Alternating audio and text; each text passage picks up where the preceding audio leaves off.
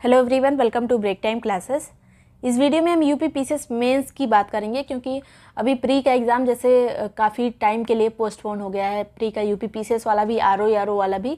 तो ऐसे टाइम में सबसे ज़्यादा सही रहता है कि उतने दिन में हम मेंस की तैयारी कर लें और लास्ट में जो 1-2 महीने रह जाए, 1.5 महीने रह जाए, उस टाइम पे प्री के लिए तैयारी करें तो ज़्यादा अच्छे से उसका आउटपुट निकल के आता है और एक चांस रहता है कि लास्ट तक हम पहुँच जाएँ, एकदम इंटरव्यू तक पहुँच जाएँ।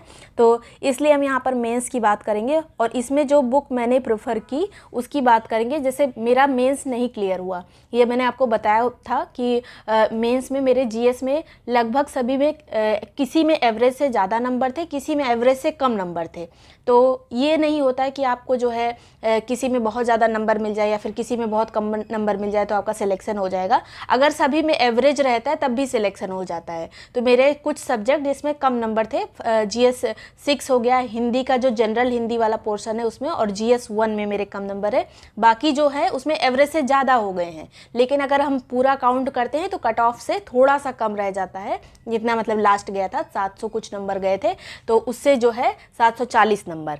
तो मेरा जो है बहुत कभी नंबर बच गया है, लेकिन हम उसी में बात करेंगे कि आगे मैं अपनी खुद स्ट्रेटजी जो फॉलो करना चाहती हूँ और वही मैं आपके साथ शेयर कर रही हूँ। इसमें कुछ भी ऐसा नहीं है कि मैं बना के बताऊँगी या फिर जो मुझे सही लग रहा है, जिसमें मेरे अच्छे नंबर आए हैं, उसी हिसाब से यहाँ पर बात करेंगे।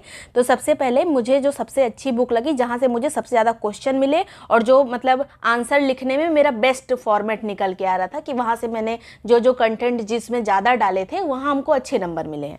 तो सबसे पहले तो विज़न आईएएस की जो 360 वाली आती है मैगज़ीन, जो मेंस 360 आई थी, वो मैंने उसको अच्छे से कवर किया था। उसमें टॉपिक वाइज जितने भी विज़न में जो है जितना सिलेबस रहता है, जिसे आईएएस वाला और पीसीएस वाला, जैसे यूपीएससी वाला और यूपी पीसीएस वाला, जो मेंस का सिलेबस है लगभग सेम है। जीएस 5-6 छोड़ दिया जाए क्योंकि वो उसमें ऑप्शनल हो जाता है।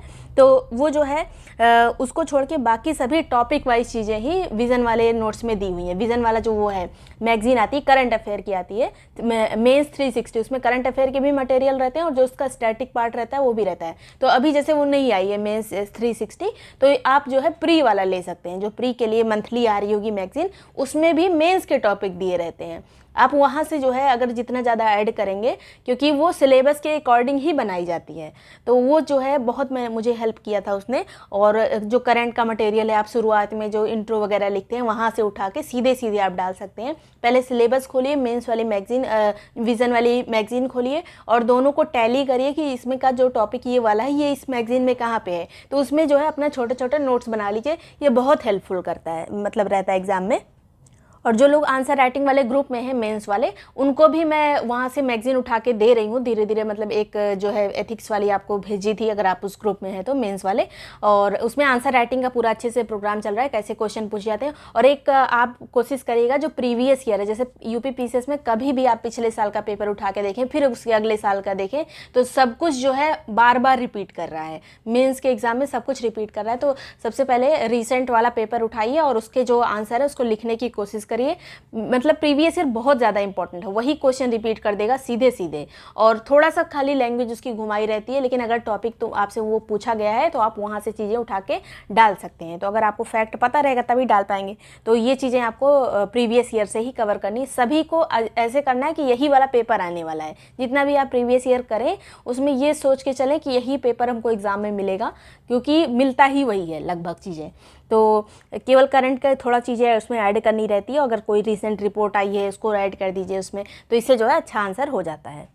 अगला जो मुझे एक बुक अच्छी लगी थी, जैसे मेंस के लिए जो टॉपिक वाइज जिसमें है, तो दृष्टि की बुक भी अच्छी है। दृष्टि में बहुत सारी सभी चीज़ें जो दृष्टि का मेंस का आता है कैप्सूल टाइप का, उसमें मतलब हर जीएस का हर सेक्शन का अलग अलग आता है, उसको अच्छे से कर लेंगे आप। उसमें सब टॉपिक वाइज दिया है, लेकिन थोड़ा लेंदी दिया है, उतना बड़ा हम आंसर नहीं लिखते हैं। तो उसमें से आपको बस अच्छी चीज़ें निकाल के अपना नोट्स बनाना है। मतलब पीसीएस वाले जो सिलेबस है उसको सामने रखिए, उसमें जो टॉपिक, जैसे जीएस 1 उठाया उसमें जो टॉपिक है उसको वहाँ से सर्च करिए।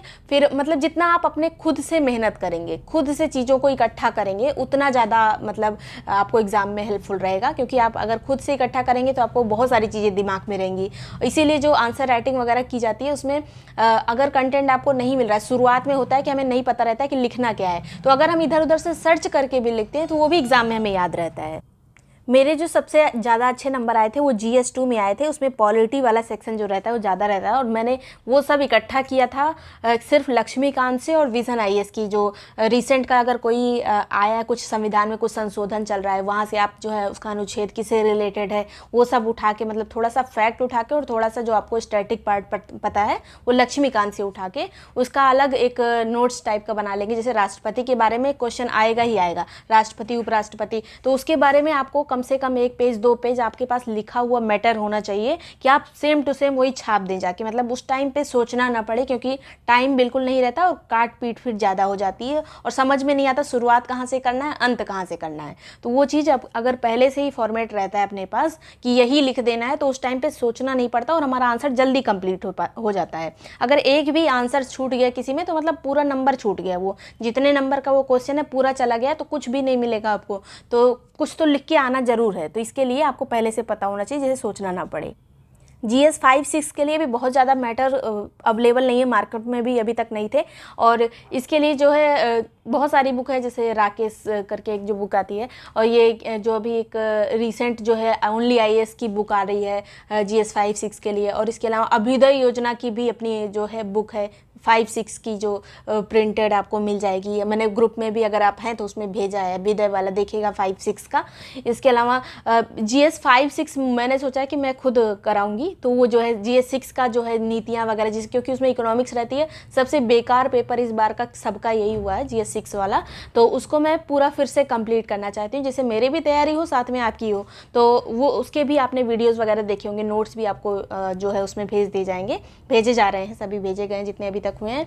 और बाकी जो है आंसर राइटिंग के थ्रू बहुत सारी चीज़ें कवर हो जाएंगी और यही टाइम है जिसमें आप मेंस की तैयारी कर सकते हैं, क्योंकि बाद में बिल्कुल टाइम नहीं मिलता। उसके बाद जो है हम बस मटेरियल इकट्ठा करते रह जाते हैं, वो कब मेंस का पेपर आ जाता है समझ में नहीं आता कुछ उसके, इसलिए जो है अपना जो सिलेबस पूरा कंप्लीट होना चाहिए मेंस का, जितने टाइम बचे हैं अभी उसके लिए। और प्री की तैयारी के लिए अगर आपने जो है प्री, आपको पता है कि मेरा प्री नहीं क्लियर हो पा रहा है, थोड़े से नंबर रह जा रहे हैं, अगर आपके थोड़े से नंबर रह जा रहे हैं तो मेंस की तैयारी शुरू कर दीजिए, मुझे ऐसा लगता है, क्योंकि प्री में जो है हो सकता है निकल जाए, फिर मेंस में दिक्कत हो जाएगी। अगर थोड़े से नंबर रह जा रहे हैं तो मेंस की तैयारी करके आप प्री निकाल सकते हैं, क्योंकि हो सकता है इसी वजह से कुछ कॉन्सेप्ट आपके क्लियर ना हो तो वो प्री के लिए क्लियर हो जाए, इसलिए आपका निकल जाए।